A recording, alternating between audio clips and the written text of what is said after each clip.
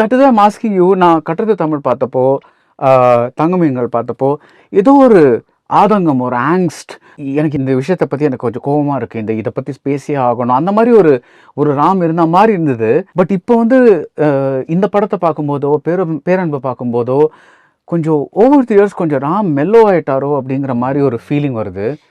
That can also be ட்ரூல. இல்லை sir, like இப்போ நான் அது உங்களுடைய பார்வையாக இருக்கலாம். Like I don't want because படங்களை வச்சு உங்களுக்கு ராம் ஏன்னா பர்சனலாக உங்களுக்கு கொஞ்சம் தெரிஞ்சாலும் என்னை பற்றி முழுமையாக உங்களுக்கு தெரியாது. பட் கட்டுறது தமிழ்ங்கிற கதையின் வந்து ரொம்ப கம்பேஷனேட்டான ஒரு கதை தான். அண்ட் நீங்கள் இப்படி எடுத்துக்கலாம், தங்க மீன்கள் வரப்போ எல்லாருக்கும் சொன்னாங்க, அந்த அப்பா இப்படி வந்து இவ்வளோ யார் இப்படி போய் செய்வானா, ஒரு ஸ்லோ லேர்னர் இருக்கக்கூடிய ஒரு குழந்தையோட அப்பாவுக்கு அப்படிப்பட்ட பதட்டங்கள் இருக்க தான் செய்யும். ஒரு குளோபலைஸ்டு வேர்ல்டில் லைஃப் ஸ்டைல் டிஃப்ரென்ஸ் வந்ததுக்கப்புறம் ஒரு அவுட் சைடருக்கு, ஒரு ஆலினேட் ஆகக்கூடிய ஒருத்தருக்கு அந்த வேர்ல்டு டிஸ்டர்ப் பண்ண தான் செய்யும். அப்படி எடுத்த படம் தான் இது. இந்த கதை வந்து ஒரு டோட்டாசான் மாதிரி ஒரு சுதந்திர மனமுடைய ஒரு குழந்தை தன்னுடைய பெற்றோர்களை சுதந்திரமான உலகத்துக்கு கூவி அழைக்கிறான்ங்கிறதான் கதை. ஸோ அதனால் இந்த கதை அப்படி இருக்குது. பாரம்பரியமான KTV true value groundnut oil.